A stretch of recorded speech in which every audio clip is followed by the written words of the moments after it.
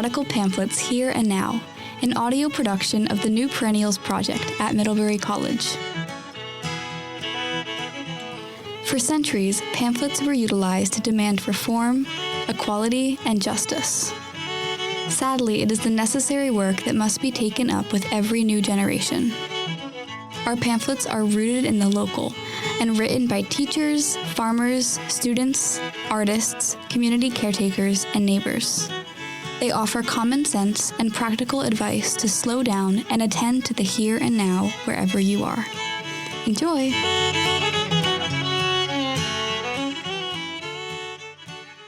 Relationships Matter. Lessons from a Half-Ton Teacher. Written and read by Lindsay Pontius. When the bus filled with teachers pulled into my barnyard and the teachers began to understand they had arrived at a horse farm, there was general excitement. A few who had bad experiences with horses in their youth groaned. One, named Sue, was overwhelmed with fear and fell to the ground in a heap of tears. She refused to enter the barn and remained outside as her colleagues greeted the horses stall by stall. I stayed with Sue and let her know that the day's activities were challenged by choice. She could participate or simply observe as she felt willing. Sue stood in the paddock where she could watch her colleagues take turns grooming a few horses in the rustic converted cow barn. Occasionally, she diverted her gaze towards the pastures and the sweeping vistas of Vermont's Green Mountains and the stretches of Lake Champlain. There was a clear blue sky with a slight breeze on that warm September day. Many have commented over the years on how the setting encourages a sense of peace, helping visitors to relax and to be present with the animals. After a while, Sue tentatively joined two other teachers while they groomed a dozing horse. I admired her bravery and curiosity as she brushed through her fears. Neither Sue nor I had any idea of the courageous act she would attempt later in the afternoon. But by the end of the day, we would all learn about a horse's capacity to teach us how to be even better humans. Horses are my students and my teachers. For more than 40 years, I've had horses in my life. Mostly, my horses are my pets and partners, but I've always wanted to share with other humans the wisdom and gifts the horses offer, day by day and year by year. Now I use my herd to give workshops to groups such as veterans and educators about the profound experience of linking nurturing with nature. Sue and 16 other teachers had come to an in-service day called Staff Mystery Fun Day, an annual event for the staff of a nearby children's center. They would board a bus in that morning, and only the driver and the center director would know where they were headed and what they would be doing for the day. This day, after they groomed the horses and learned some leading techniques, the participants joined me in the arena for a team-building obstacle course to be navigated while blindfolded. There were no horses present for this activity. Everyone was quite game to play, and they took great care of each other. By then, Sue was laughing and cheering on her companions. Teaming up with an emotionally sensitive horse. During the lunch break, the teachers were divided into teams of 4 or 5. I assigned each team a horse. There was Team Pride, Team Yuli, and Team Hannah. I gave each team a picture of their horse and a description of the horse's challenges and behaviors. They were to read the information and strategize about how they might establish a relationship with their horse and take on the challenges of moving with the horse through an equine obstacle course. Sue asked, "Who will be blindfolded, us or the horse?" I assured everyone, "For this, there will be no blindfolding." The teachers immediately engaged with the challenge. As they planned their approach, I visited each group, urging them to consider safety first, for the humans and for the horse. They were to think about what success meant, given their horse's particular biography. They could use a halter and a lead rope. They could use carrots, rubs and scratches, praise, and the signals I had taught them earlier in the day, such as come forward or back up or turn your hindquarters away. Sue was on Team Hannah. Hannah's bio read, Hannah is a high-energy, sensitive horse. Her response to fearful stimulus is to snort, puff herself up, her fur stands on end, and then she runs back and forth, facing and roaring at the scary object or situation. She wants to trust humans and accept their leadership so she can be part of their herd, but emotions can get the best of her. When I first met Hannah, she had been kept in a round pen for a day and a half with no food or water. Her owner at the time used the round pen treatment to tire her out and get her to stop running and puffing. The owner had tied several plastic bags that blew in the air to the rails of the pen, incorrectly believing this would desensitize Hannah and help her calm down. It just made her continue to freak out. While it has taken lots of patience on my part and lots of deep breaths, Hannah has learned to accept and trust humans. Success. Knowing when to quit.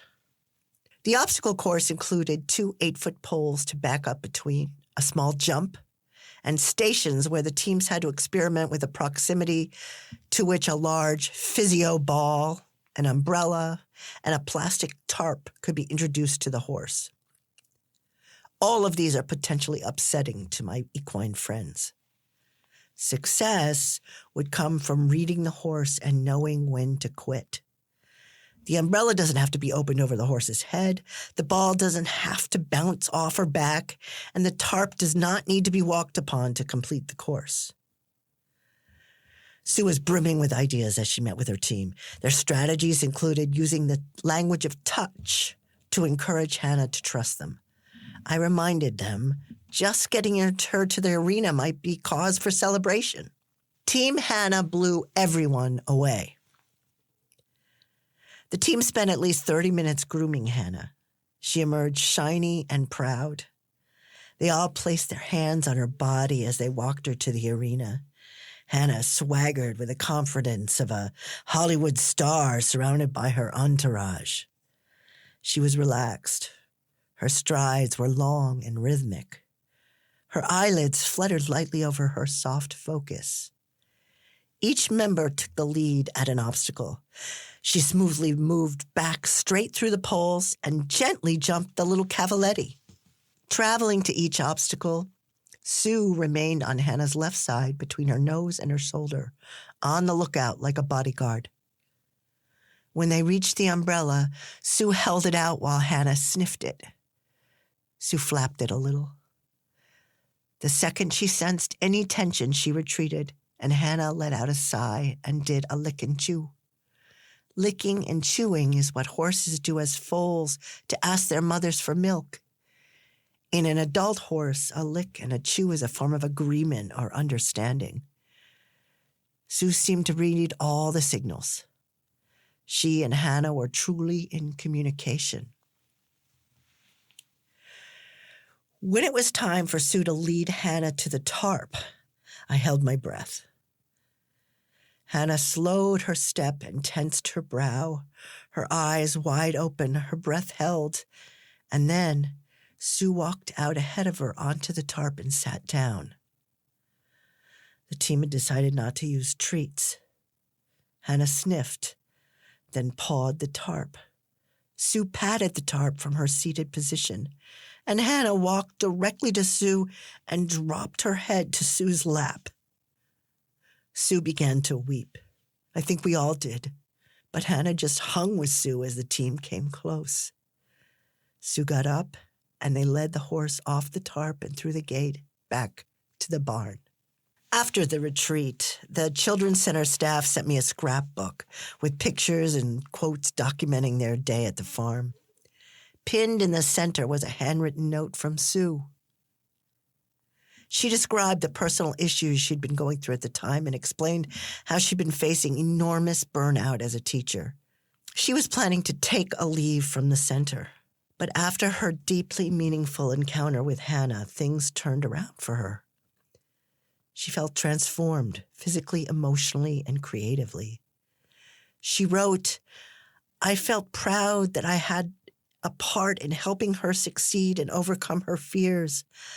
I know now that I am a great teacher, that I still have that passion, and I feel confident that I will accomplish all the goals I've set for myself. I thank Hannah for giving me back what I thought I had lost. I know now that I am a great teacher. I know from my years of experience leading these workshops that the immediacy of communicating with a 1,000-pound animal brings our humanity and compassion to the fore.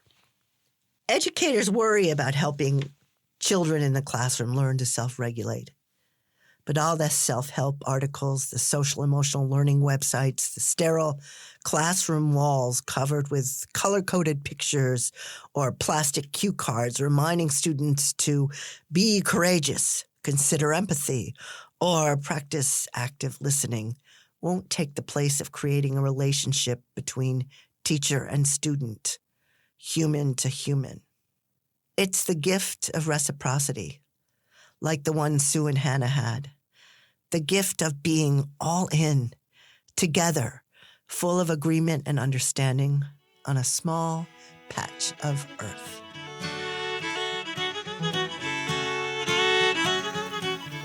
To learn more about the New Perennials Project at Middlebury College, visit newperennials.org, where you can download free versions of all of our books, pamphlets, and educational materials. Special thanks to audio engineer Johnny Melly and to our authors and readers. Music composed and performed by Caitlin Miss Adams. Introductory narration by Caitlin Miss Adams. You can contact us at newperennials@middlebury.edu. Thanks for listening.